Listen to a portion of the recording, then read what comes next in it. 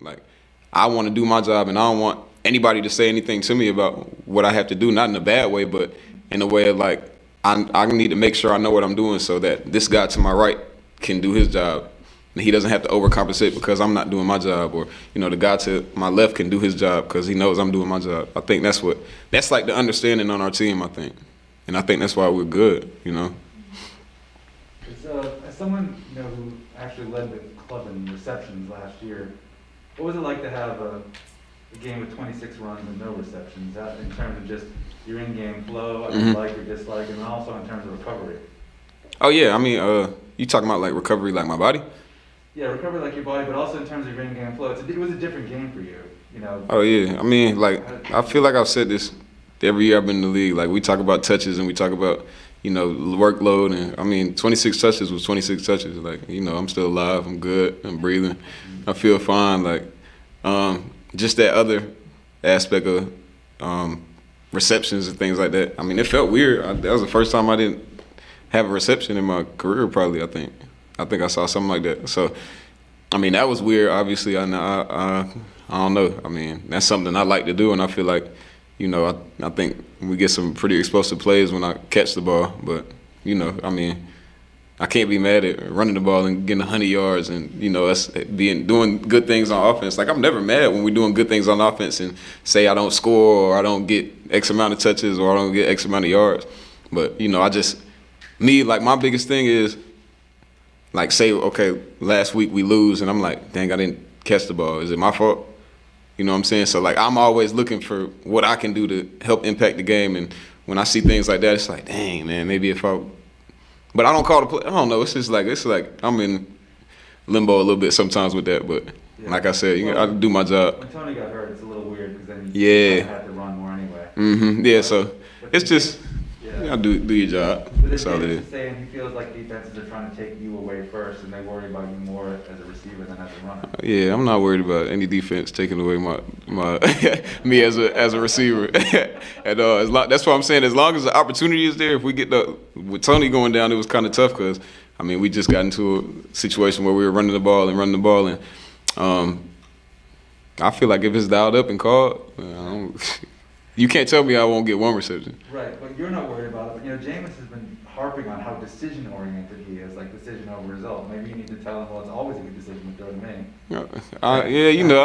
That's not that. Y'all know me enough. That's not my style. I'm team, but I think it's more opportunity. Jameis isn't calling the plays either, so maybe some of the looks where it's an opportunity to pass me the ball and we're not getting the look. Maybe that's what he's saying. Not gonna pull a Keyshawn and try to throw me the damn ball. Oh no! I ain't gonna do that. Even though I like Keyshawn, but I'm not gonna do the throw me the damn ball thing. Maybe I need to. Maybe I'll get one reception. When you say small opportunity, what do you?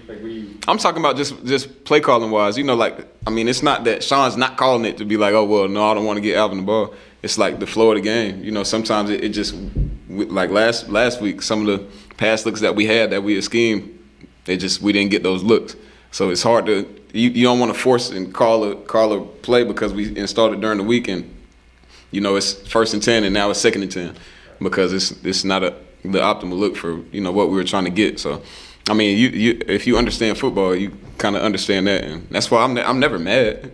It's like I'm always like, man, what could we have done? And it's like you do so much during the week and then Sunday it's like it has a life of its own. You might scheme something all week and Sunday get there and it's like they're playing some completely different look and you're like, shoot, you can't call it. You want to sometimes and it's like you can't force that because it's bad football. Can I ask you one non-football question? You were always at like Pelicans games courtside. Are you excited to go back this year with rules being lifted, and have you watched any of the teams preseason? Oh yeah. I know they had one last night, right? Yeah, and I was gonna go, but I ended up I was a little busy, but I'm excited for them. You know what I'm saying? I think they got some opportunity. I mean, they've been good over the past couple of years. I think it's been a lot of shuffling, coaching changes, and things like that. I know those guys want to get some stability and some consistency with that, and I know they feel like they can be good. I mean, they got guys that obviously have played a lot of basketball, and I mean, when you kind of have that inconsistency and you try to find like like a routine and I guess, like I said, consistency in coaching and things like that. I mean, it takes off the pressure of dealing with that, and you could just focus on basketball. So I feel like they focus on basketball now, and they can kind of get going.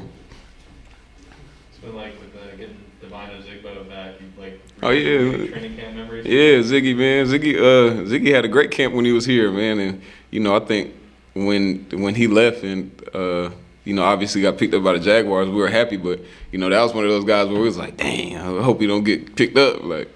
But he back, he made it back. Still look good, smart dude. Loves the game. So I mean, he'll have some opportunities. Should have some opportunity to come in and be able to contribute.